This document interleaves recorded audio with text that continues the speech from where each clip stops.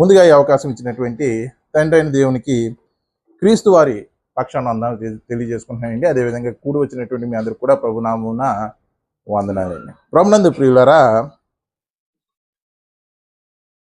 ఈరోజు మన ధ్యానాంశం ఏంటంటే, జాగ్రత్తగా వినండి. మనిషి దృష్టిలో ఆగర్భ శత్రువు ఎవరు? దేవుని దృష్టిలో అజాత శత్రువు ఎవరు?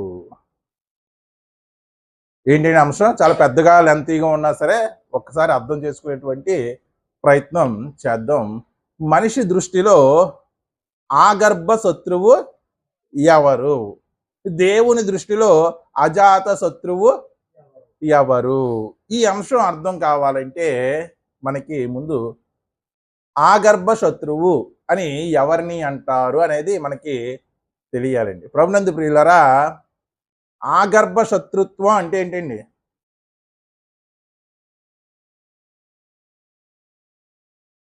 ఆగర్భ శత్రుత్వం అంటే ఏంటండి? పైకి బాగానే ఉంటారు కానీ శత్రువులుగా ఉంటారు. లోపల శత్రుత్వం ఉంటుందని చెప్తున్నారు.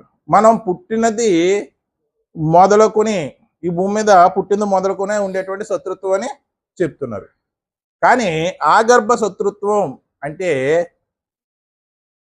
మనం ఆలోచిస్తే ప్రభునందు ప్రియులారా, మనం గర్భమునది పడినది మొదలుకొని, తల్లి గర్భములో పడినది మొదలుకొని మనకి ఎవరితో అయితే శత్రుత్వం ఉంటుందో వాళ్ళని ఆగర్భ శత్రువులు అంటారు. చిన్నపిల్లలు దేవుని వంటి వారు, దేవుని రాజ్యం వారిది. మరి తల్లి గర్భములో ఉన్నటువంటి శిశువుకి శత్రువులు ఉంటారండి?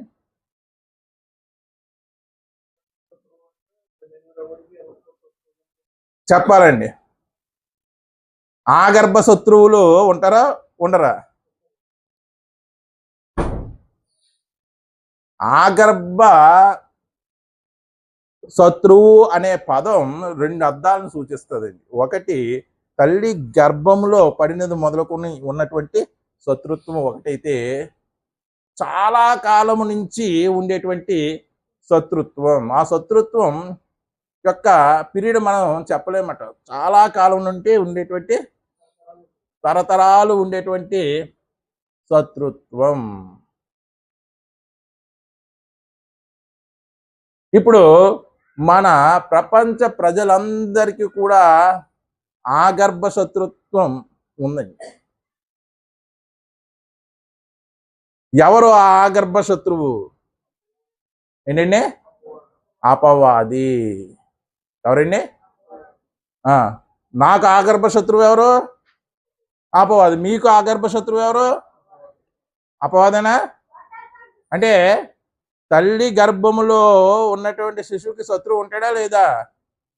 చెప్పాలండి. ఉంటాడు. శిశువుకి కూడా శత్రువులు ఉంటారు. ఏ రోజు రాజు శిశువుకి ఏమయ్యాడు? శత్రువు అయ్యాడు. మోషే భూమి మీదకి వచ్చినప్పుడు ఫరో ఏమయ్యాడు? శిశువుకి భూమి మీద పడిన తర్వాత శత్రువు ఉన్నాడు. మరి గర్భంలోంచి కూడా శత్రువు అయి ఉన్నాడా లేదా? చెప్పండి. ఇప్పుడు యేసుప్రభు వారు మరియమ్మ గర్భంలో ఉన్నారు. అపవాది తంత్రము వేసింది. ఎలా వేసింది? యోసేపు చేత విడనాడించాలని వేసింది. అలాగ ఒకవేళ యోసేపు విడనాడితే మరియమ్మ ఏమవుతును? అపరాధి అవి రాళ్ళ చేత అప్పుడు గర్భంలో యేసు ప్రభు వారు ఉన్నారు. ఈవిడ రాళ్ళ చేత కొట్టబడితే ఏమవుతారు? యేసుక్రీస్తు వారు జనించడానికి ఆస్కారం ఉండకపోదును కదండి. అలా జరగలేదు చెప్తున్నాను. అలా జరిగించాలని యోసేపుని ప్రయత్నించిందా లేదా? మానసిక సంఘర్షణ గురయ్యాడా లేదా? వదిలేద్దామా వద్దా అని రహస్యంగా అప్పుడు యోసేపు యొక్క మనసు తెలుసుకున్నటువంటి దేవాది దేవుడు గాబ్రియేల్ దేవదూతను పంపించి, ఇదిగో మరియ గర్భవతి అయింది. ఎవరి వలనంటే పరిశుద్ధాత్మ వలన. నువ్వు ఆమెను చేర్చుకోవడానికి నువ్వు ఎటువంటి సంకోచం అవసరం లేదు అని చెప్పించాడు. అంటే యేసుక్రీస్తు వారు గర్భంలో ఉండగానే ఆ గర్భశత్రువు ఆయన్ని సంహరించాలి అని ప్రయత్నించిందా లేదా? తర్వాత భూమి మీదకి వచ్చిన తర్వాత కూడా ప్రయత్నించిందా లేదా? పెరిగి పెద్దవాడయ్యి బాప్తిసం తీసుకున్న తర్వాత కూడా ప్రయత్నించిందా లేదా? అంటే ప్రతి మనిషికి ఆ గర్భశత్రువు అపవాదే.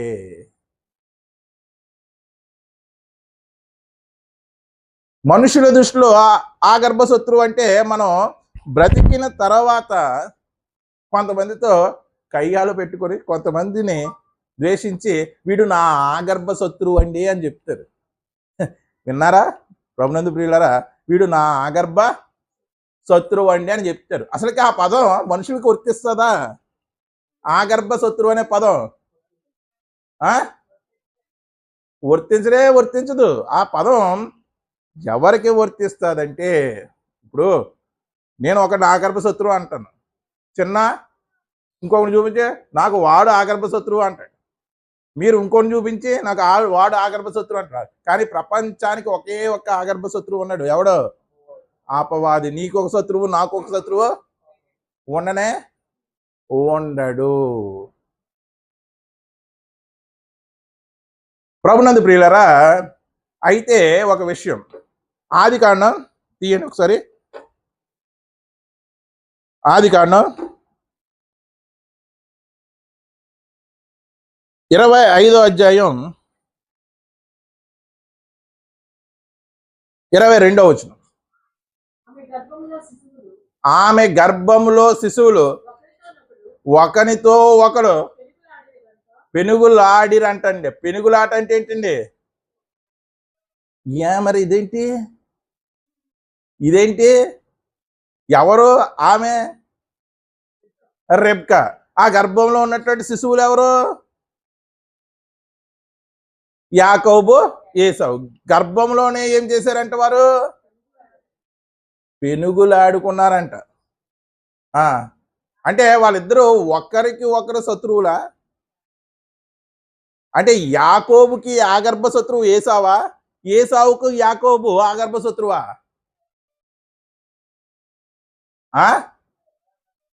వాళ్ళిద్దరూ అన్నాదమ్ములు.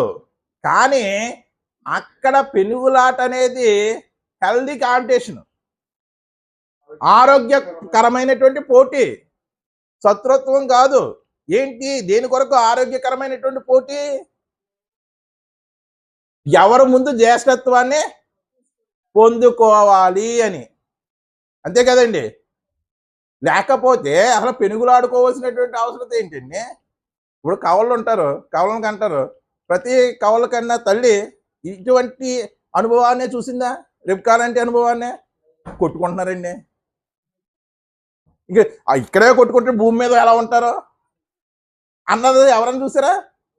లేనే లేదు. రెబ్కా విషయంలోనే జరిగింది. అప్పుడు ఏమంది ఆవిడ?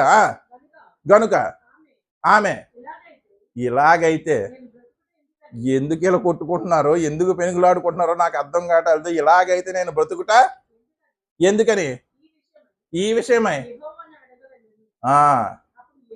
దేవుణ్ణి అడిగిందంటే అప్పుడు యెహోవా ఆమెతో ఇట్లా, నేను 2 జనములు నీ గర్భములో కలవు. 2 జనములు ఎవరండి? ఎవరు ఆ 2 జనాలు చెప్పాలి? యాకోబు, ఏసావు కాదు. ఎవరు? ఇశ్రాయేలీయులు. Very good. ఎదోమీయులు. ఎవరండి? ఇశ్రాయేలీయులు. ఏసావుకు ఉన్నటువంటి మరో పేరే ఎదోము. ఆ ఎదోము నుండి వచ్చినటువంటి వారే ఎదోమీయులు. 2 జనములు నీ గర్భంలో కలవు. 2 జనపదములు నీ కడుపులో నుండి ప్రత్యేకముగా వచ్చును. ఒక జనపదము కంటే ఒక జనపదము కంటే మరొక జనపదము బలిష్టముగా ఉండెను. పెద్దవాడు ఎవరండి? చిన్నవాడు యాకోబు. పెద్దవాడు చిన్నవాడికి దాసుడగును.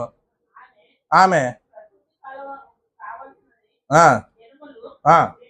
నిండినప్పుడు ఆమె గర్భమందు కవలవారు ఉండిరి. మొదటివాడు ఎర్రని వాడిగా బయటికి వచ్చును. అతని ఒళ్ళంతయు రోమ వస్త్రముల వలె ఉండెను గనుక అతనికి ఏసావు అంటే అర్థం ఏంటండి? ఎర్రని వాడు. అతనికి అతని సహోదరుడు బయటకు వచ్చి అతని చెయ్యి మడిమలు ఎందుకు పట్టుకున్నాడు?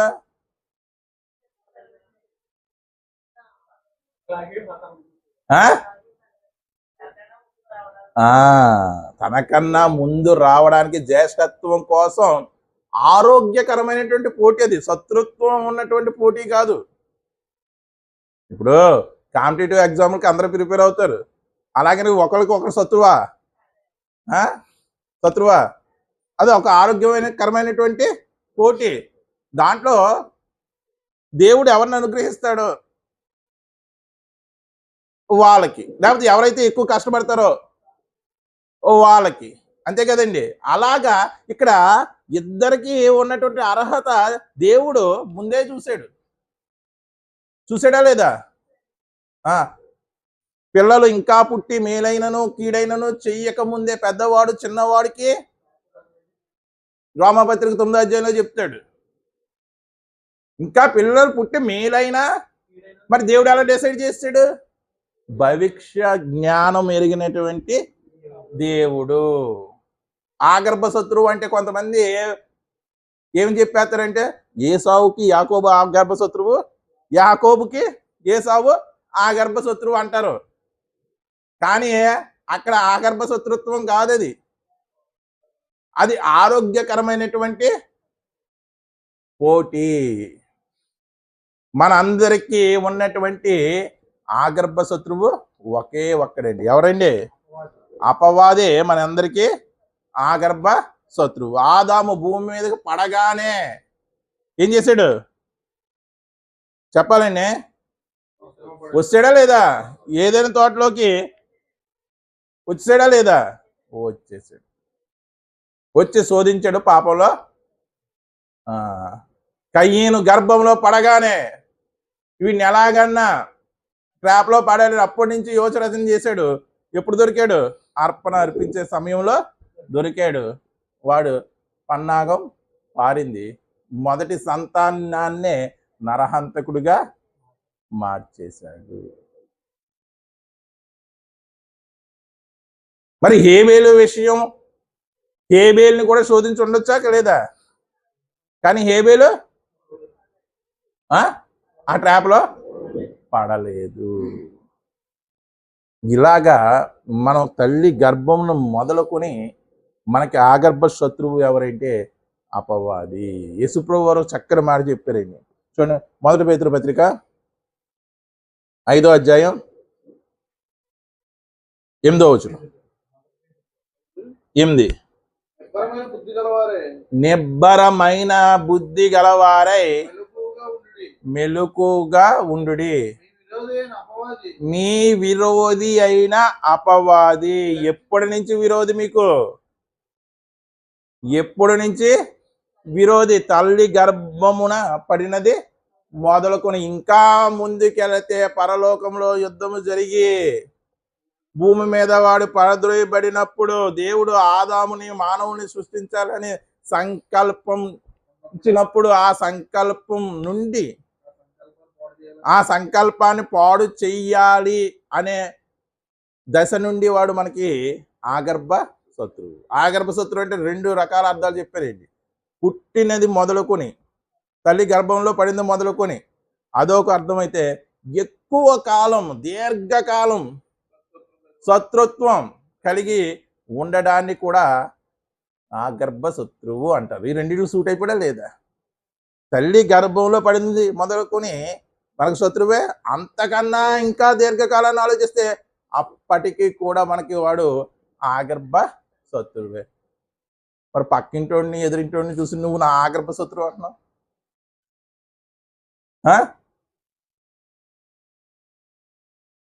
అన్నావా లేదా?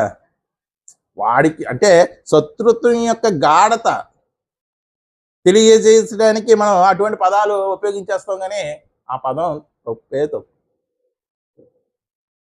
మనుషులకి ఆగర్భ శత్రువు మనిషి కాదు, మనిషికి ఆగర్భ శత్రువు అపవాది. మనిషి పొరపడుతున్నాడు. నేను ఆహారం తిని బతకడం లేదండి, పగతో బ్రతుకుతున్నాను. అదే పగ మరి అపవాది మీద చూపించడం లేదు, వాడి క్రియలను తిప్పి కొట్టడంలో చూపించడం లేదు. అదే పగ ఉందా లేదా మనకి? అపవాదికి ఉంది. కాబట్టి దేవుడు ఏమన్నాడు? మీ విరోధి, మీ పగవాడు, మీ శత్రువు అయిన అపవాది గర్జించు సింహం వలె ఎవరిని మృంగుదునా అని వెతుకులాడుతున్నాడు. చెప్పేసా దేవుడు అపవాదికి మనకి పగ ఉందని. ఉందా లేదా? ప్రభునందు ప్రియులరా, దేవుడు ఎప్పటి నుండి ఉన్నాడో ధర్మం కూడా అప్పటి నుంచి ఉంది. ధర్మం అంటే ఒక న్యాయమైనటువంటిది, నీతి న్యాయము. ధర్మం అంటే నీతి న్యాయము. మన అపవాది మనకే మాత్రమే ఆగర్భ శత్రువు కాదు. అర్థమైందండి? దేవుని యొక్క ధర్మానికి కూడా ఆగర్భ శత్రువాడు. దేవుని యొక్క ధర్మానికి కూడా శత్రువు. చూడండి, తెస్సలోనికి రాసినటువంటి పత్రిక 2వ పత్రిక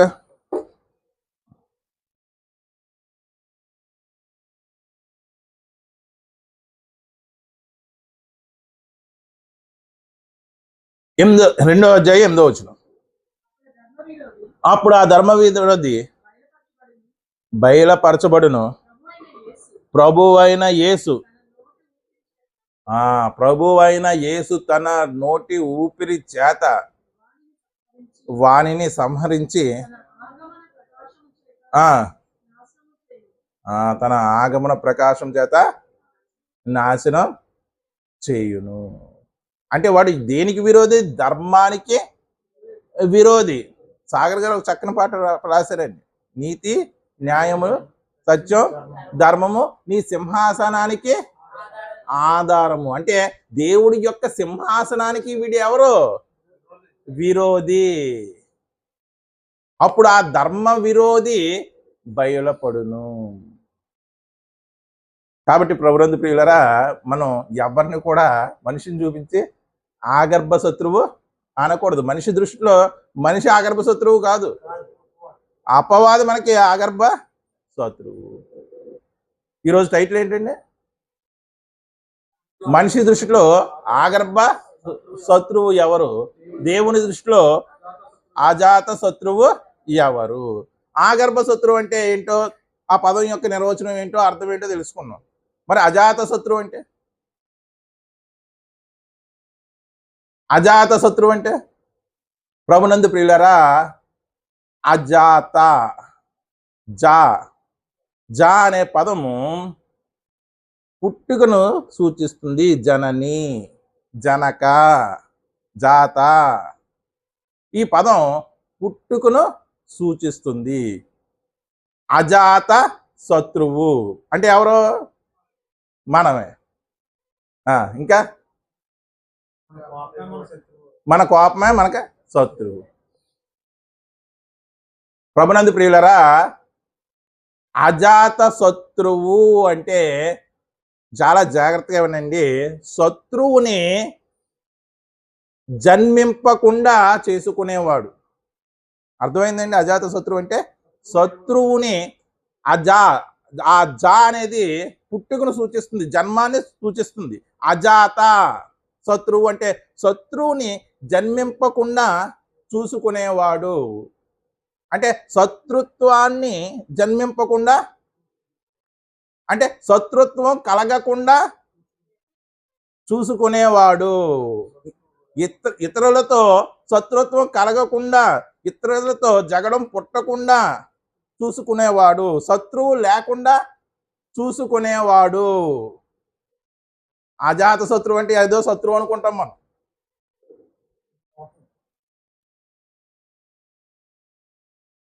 కానీ అజాత శత్రువు అంటే ఎవరితోనూ శత్రుత్వం లేకుండా ఎవరైతే ఉంటారో వారే దేవుని దృష్టిలో అజాత శత్రువులు. సాధ్యం అండి? యెహోవా దృష్టిలో అజాత శత్రువు ఎవరు? యేసుక్రీస్తు. భూమి మీద ఆయనకి మనుషులతో ఎవరితో అన్నా సరే శత్రుత్వం ఉందండి? శత్రుత్వం ఉందండి? లేదు. శత్రువుని సహితం ప్రేమించాడు. మల్కు అనే వాడి చెవి నరికేశాడు ఎవరు? పేతురు. వెంటనే ఏం చేశాడు? ఆయన అతికించాడు. ఆ మలుకు దేనికి వచ్చాడు? యేసుక్రీస్తు వారిని బంధించడానికి వచ్చాడు. అప్పుడు యేసుక్రీస్తు వారు భలే నరికేసావు పేతురు, ఒకసారి చెయ్యించుకో, షేక్ హ్యాండ్ అన్నాడా?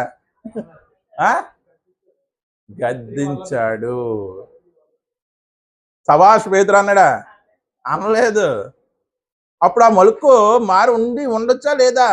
ఈయనేంటి ఆయన్ని బంధించడానికి ఈయన వస్తే, అతని శిష్యుడు నన్ను గాయపరిస్తే నా గాయాన్ని ఈయన బాగు చేశాడు, నా గాయాన్ని ఈయన కట్టాడు అంటే పేతురు అక్కడ జగడానికి జనకుడయ్యాడు. అర్థమైందండి? పేతురు జగడానికి జనకుడయ్యాడు. యేసుక్రీస్తు వారు అజాత శత్రువు, జగడము కలగకుండా చూసుకున్నవాడు, సమాధాన పరిచాడు, సమాధాన కర్త. మరి మనము కూడా దేవుని దృష్టిలో అజాత శత్రువులుగా ఉండాలనే దేవుడు కోరుకుంటున్నాడు. మనము ఎవరితో కూడా శత్రుత్వం కొని తెచ్చుకోకూడదు. కానీ మనం కయ్యానికి కాలు దూవుతూ ఉంటాం. వాడు నన్ను అంత మాట అంటాడా, వీడు నన్ను ఇలా అంటాడా? అజాత శత్రువు అంటే ఏంటండి? అసలుకే శత్రువు జననం కలగకుండా, శత్రుత్వం కలగకుండా చూసుకునేవాడే అజాత శత్రువు. మరి బైబిల్ ఏంటండి? మరి మీ శత్రువులను మీరు ప్రేమించండి అని చెప్పింది. అజాత శత్రువు అంటే శత్రువు లేనివాడు. మరి బైబిల్ ఇదిగో మీకు శత్రువులు ఉన్నారు, మీ శత్రువులను మీరు ప్రేమించండి చెప్పాడా లేదా? చూడండి మత్తయి సువార్త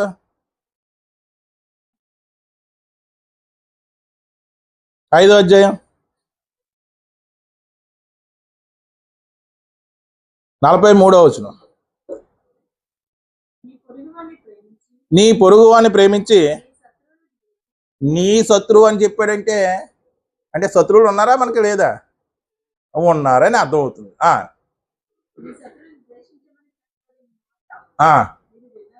ఎక్కడ చెప్పబడింది ఆ మాట? ధర్మశాస్త్రంలో చెప్పబడింది. చూడండి, ఒక జాగ్రత్తగా వినండి.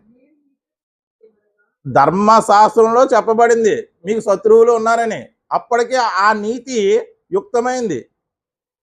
ఎందుకంటే యుద్ధాలు చేశారు, ఇతర రాజులను శత్రువుగా ఎంచారు. అప్పటికి ఆ నీతి యుక్తమైనది. కానీ ఆ నీతి ఇంకా అప్గ్రేడ్ చేస్తూ, దాన్ని ఇంకా అప్గ్రేడ్ చేస్తూ యేసుప్రభువు వారు చెప్తున్నటువంటి మాట, ఆ నీతికి మరింత నీతి జోడించి యేసుప్రభువు వారు చెప్తున్నటువంటి మాట ఏంటి? మీరు మీకు నచ్చిన వారిని ప్రేమించి మిమ్మల్ని ద్వేషించే వారిని శత్రువులుగా ఎంచండి అని ధర్మశాస్త్రం చెప్పింది. కానీ యేసుప్రభువు వారు చెప్పిన మాట ఏంటంటే, నేను మీతో చెప్పింది ఏమనగా, మీరు పరలోకంలో ఉన్నటువంటి మీ తండ్రికి. అది ఎందుకు వచ్చిందండి ఇక్కడ? పరలోకంలో ఉన్న తండ్రికి కుమారులు అవ్వాలంటే క్వాలిఫికేషన్ చెప్తున్నాడు. మీరు మీ పరలోకమందు ఉన్నటువంటి తండ్రికి కుమారులు అగునట్లు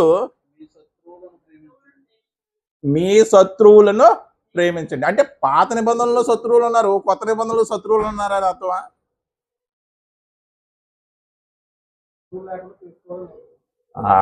శత్రువులు లేకుండా చేసుకోవాలి అంటే ఇక్కడ ఏం తెలుస్తుంది? అజాత శత్రువులుగా మీరు ఉండాలి. అంటే శత్రువుని ప్రేమించామంటే ఆడితో మనకు శత్రుత్వం ఉందనా? లేనట్టే, వాడు మనకు శత్రువు కాదు. కానీ ఇక్కడ ప్రయోగం ఎందుకు చేశాడంటే మనకి అర్థం కావడానికి. ఎవడి పట్ల అయితే నువ్వు ద్వేషం, ఎవడి పట్ల అయితే నువ్వు అసూయ, ఎవడి పట్ల అయితే క్రూరత్వం కలిగి ఉన్నావో వాడిని ప్రేమించు, ఆటోమేటిక్గా వాడు నీకు స్నేహితుడు అవుతాడు అని ఉదాహరించినటువంటి మాటే గాని ప్రతి క్రైస్తవుడు అజాత శత్రువుగా ఉండాలని ఆయన కోరుకుంటున్నాడు. ఆయన అజాత శత్రువుగా జీవించి చూపించాడు. మనము కూడా అజాత శత్రువులుగా ఉండాలని ఆయన కోరుకున్నాడు. చదవండి. మిమ్మును శపించిన వారిని దీవించుడు. ఎవరన్నా మనల్ని తిడితే దీవంతామండి, దేవుడు నిన్ను దీవించుడు గాక అంటామండి. AK-47లో వచ్చేస్తాయి తోటాలు. మరి నువ్వు అజాత శత్రువుగా ఎక్కడున్నావు? అపవాదికే ఆగర్భ శత్రువు అయిపోయావు నువ్వు. ఏమన్నాయండి? మిమ్మల్ని దూషించే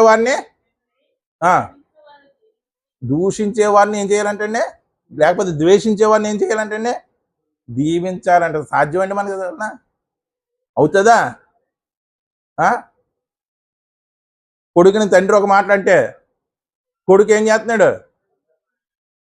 చంపేస్తున్నారు. 2-3 మాటలు ఇంకా పాత స్టైల్ అండి అది. చంపేస్తున్నారు. భర్త భార్యని ఒక మాట అంటే చంపేస్తున్నారు. భార్య భర్తను ఒక మాట అంటే చంపేస్తున్నారు. అన్న తమ్ముడిని ఒక మాట అంటే,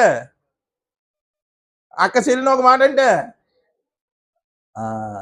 అంటే శత్రుత్వం యొక్క రేంజ్ ఏ విధంగా అర్థమైందో మారిపోయిందో చూడండి. ఒకప్పుడు కొట్టుకొని తిట్టుకొని ఆ కాలం పోయింది, మళ్ళీ కలిసిపోయిన కాలం పోయింది. ఇప్పుడు భూమి మీద మనిషినే లేకుండా చేసేస్తున్నారు. మరి ఎక్కడండి మనం అజాత శత్రువు కాగలం? మనం ద్వేషించే వారిని ప్రేమించగలిగేటువంటి స్థాయి భక్తిలో మనకుందా? అంత ఓర్పు సహనం మనకుందా? అంత ఓర్పు సహనం ఉంటేనే పరలోకం, లేదంటే లేనే లేదు. ఇంకా చదవండి.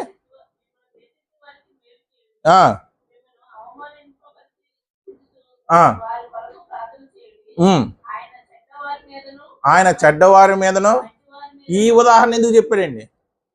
ఆయన చేస్తున్నాడు కాబట్టి మీరు చెయ్యాలి.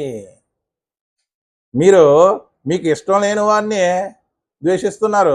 వారు ఏమన్నా ఒక మాట అంటే తట్టుకోలేక మళ్ళీ తిరిగి తిట్టేస్తున్నారు. మరి దేవుడు కూడా అలాగే ఉంటే పరిస్థితి, మీ పరిస్థితి ఏంటని చెప్తున్నాడు అక్కడ. అర్థమైందండి? ఆయన చెడ్డవారి మీదను మంచివారి మీదను తన సూర్యుడిని ఉదయింపజేసి నీతిమంతుల మీదను అనీతిమంతుల మీదను వర్షము కురిపించుచున్నాడు. అంటే దేవుడు ఎవరిని శత్రువుగా చూడటం లేదు. ఆయన అజాత శత్రువు. క్రీస్తు వారు కూడా అజాత శత్రువు.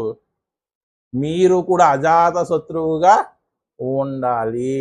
మనం అలా ఉన్నామండి. ఇదిగో ఇంకా చదవండి. మీరు మిమ్మల్ని ప్రేమించే వారినే ప్రేమించిన ఎడల మీకు ఏం ఫలం అసలుకే? అదిగో సుంకరులు, అన్యులు సుంకరులు అలాగే చేస్తున్నారు కదా. మీ సహోదరులకు మాత్రము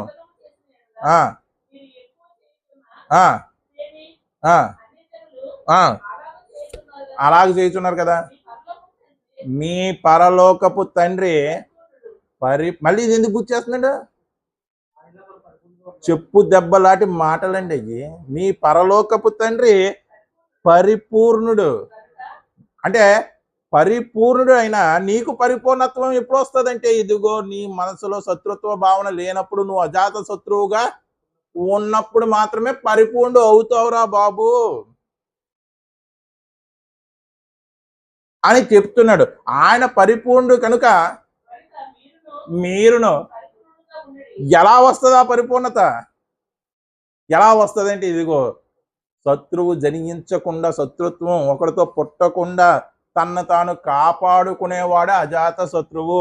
ఆ అజాత శత్రువే పరిపూర్ణుడు. ఎందుకంటే తండ్రి అయినటువంటి దేవుడు పరిపూర్ణుడు కనుక మీరును పరిపూర్ణులై ఉండవలెను. అదండి అజాత శత్రువు అంటే. ఎంత కష్టమండి. ఆ పరిపూర్ణత అప్పుడు సిద్ధిస్తుందంట మీకు. ఇతరులతో శత్రుత్వం లేనప్పుడు. మరి యేసుప్రభువు వారు ఇంకో మాట కూడా చెప్పారండి, అది కూడా చూద్దాం. అదే 5వ అధ్యాయం, మత్తయి సువార్త 5వ అధ్యాయం 11-12 వచ్చినదండి. నా నిమిత్తము జనులు మిమ్మల్ని నిందించి హింసించి మీ మీద అబద్ధముగా చెడ్డ మాటలెల్లా పలుకున్నప్పుడు మీరు ధన్యులు. సంతోషించి ఆనందించుడి, పరలోకమందు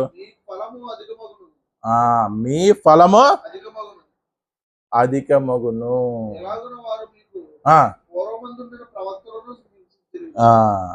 జనులు ఏం చేస్తారంటే ఆయన నిమిత్తం మనల్ని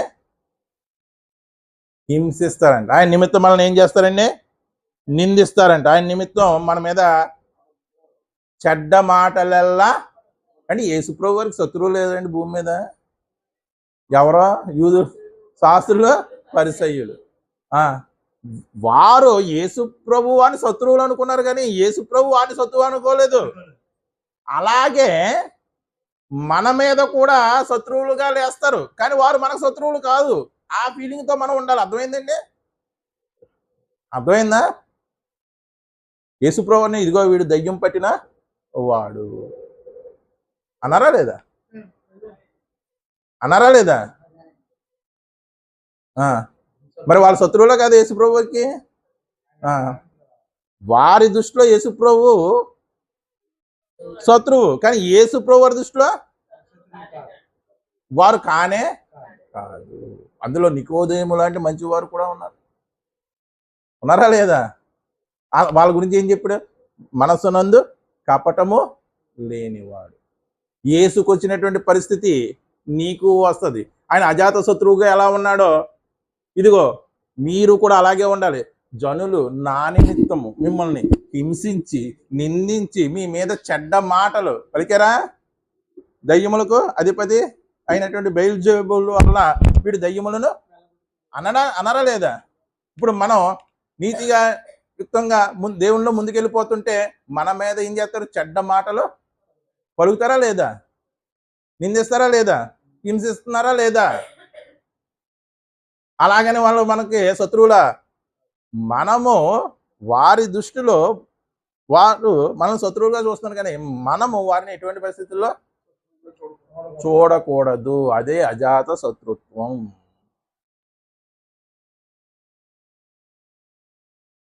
సాధ్యమండి మనకి?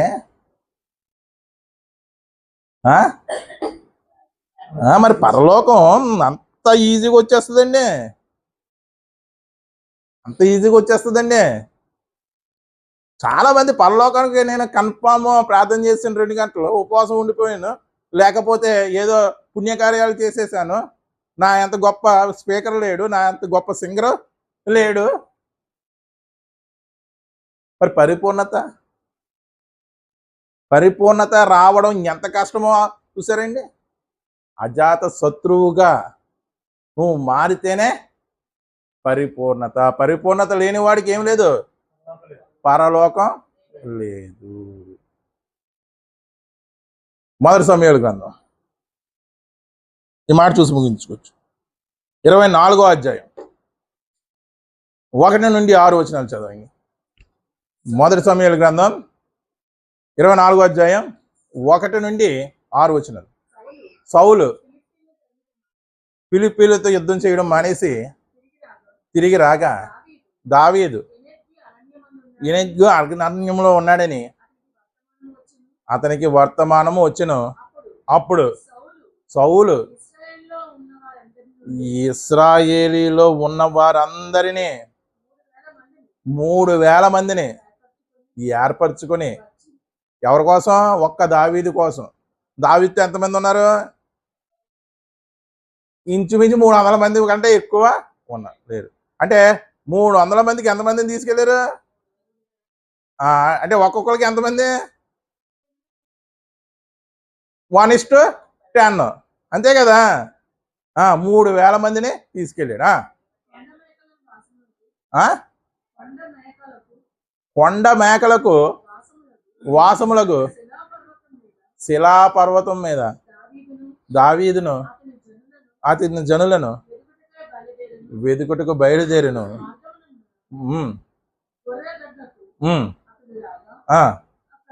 అక్కడ గుహ ఒకటి కనపడెను. అందులో సౌలు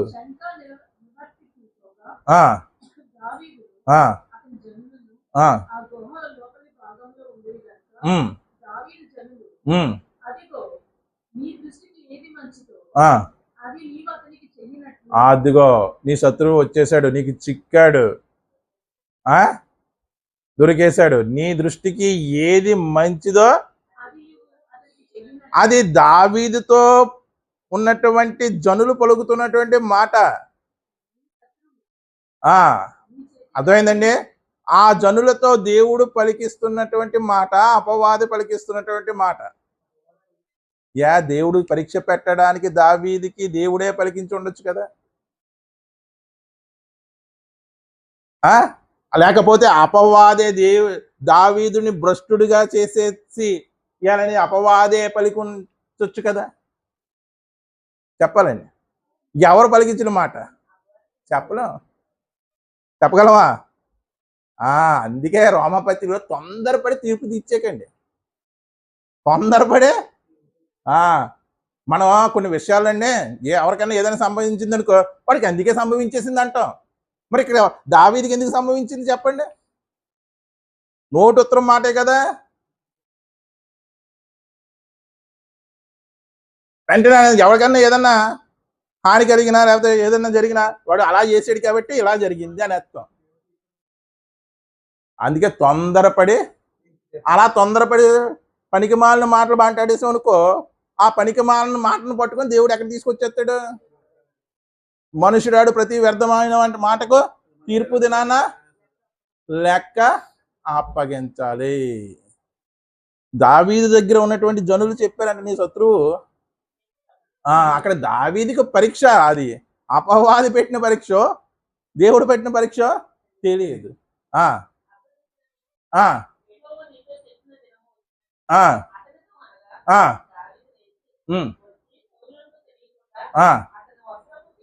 అంటే వస్త్రపు చెంగును ఎందుకు కోసాడు? వస్త్రపు చెంగును కోసిన వాడికి సౌలు పీక కోయడం పెద్ద లెక్క కాదు అని చెప్పడానికి. అర్థమైందండి? ఎలా ఉన్నారో చూసుకో బాబు, నీ వస్త్రపు చెంగుని కోసిన వాడికి నాకు నీ పీక కోయడం పెద్ద లెక్క కాదని సౌలుకు తెలియచేయడానికి. మరి ఆ భ్రష్టుడికి తెలిసిందండి, మళ్ళీ తరిమాడా లేదా? చదవండి. మనస్సు నొచ్చి ఇతడు యెహోవా చేత అభిషేకము నొందినవాడు గనుక, యెహోవా చేత అభిషక్తుడైన నా ప్రభువునకు అంటే శత్రువుని ప్రేమించడా లేదా? మీ శత్రువుని ద్వేషించమని ఉంది పాత నిబంధనలో. అప్పటి అలాంటి నీతి ఉన్న కాలంలోనే దావీదు అది అవకాశం ఉన్నా సరే ఉపయోగించుకున్నాడా? యెహోవా అభిషక్తుడు నేను. మరి మిగతా రాజుల్ని చంపేశాడు. మిగతా రాజుల్ని ఫిలిస్తీన్ రాజుని చంపేశాడు, అమోరీల రాజుని చంపేశాడు. వాళ్ళు దేవుడికి వ్యతిరేకంగా లేచినటువంటి వారు. మరి సౌలు కూడా దేవుడికి వ్యతిరేకంగా ఉన్నాడు కదా. దేవుని అభిషేకం నిలిచి ఉంది కాబట్టి. అంటే శత్రువుని కూడా ప్రేమించి అజాత శత్రువు అయ్యాడు దావీదు. ఇప్పుడు శత్రువుని చంపేయడానికి అవకాశం ఉన్న కాలంలోనే చేసి చూపించి అజాత శత్రువుగా మనం ఒక వ్యభిచార విషయంలో దావీదుని పడేసుకుని ఆ యాంగిల్లోనే ఆలోచిస్తాం. దావీదు నా ఇష్టానుసారమైనటువంటి మనుష్యుడు, నా హృదయానుసారుడైనటువంటి నా ఉద్దేశములన్నీ ఆయన ఎలా తెలిసిందండి దేవుడికి ఆయన ఉద్దేశాలను నెరవేర్చాడని? ఈ పరీక్ష దేవుడు పెట్టి ఉండొచ్చు. సౌలుకి చేతికి అప్పగించి చంపుతాడా లేదా అని దేవుడు చేసి ఉండొచ్చు. అబ్రహాముకు చేసాడా లేదా పరీక్ష? అలాగా సౌలుకి చేసి ఉండొచ్చు. మరి పాత నిబంధనలో ఉన్న వారు అజాత శత్రువులుగా ఉంటే కొత్త నిబంధన కింద ఉన్న మనము ఇంకెంత ఇదిగా ఉండాలో ఆలోచించండి ఒక్కసారి. అలాగా పరిపూర్ణత సాధిస్తేనే పరలోకం అండి. మనం ఎలా ఉండాలంటే అజాత శత్రువులుగా ఉండాలి. మన ఆగర్భ శత్రువుని ఎదిరిస్తూ ఉండాలి. అర్థమైందండి? ఆగర్భ శత్రువు ఎవరో? అపవాది. అజాత శత్రువులు ఎవరో? మనం విశ్వాసులుగా ఉన్న ప్రతి ఒక్కరు కూడా అజాత శత్రువులుగా ఉండాలని దేవుడి యొక్క సంకల్పము. పితరులు అజాత శత్రువులుగా ఉన్నారు. అపోస్తులు అజాత శత్రువులుగా ఉన్నారు. అపోస్తుల యొక్క బోధన వింటున్నటువంటి మనము ఎలా ఉండాలి? అజాత శత్రువులుగా ఉండాలి. ప్రార్థన చేస్తాం.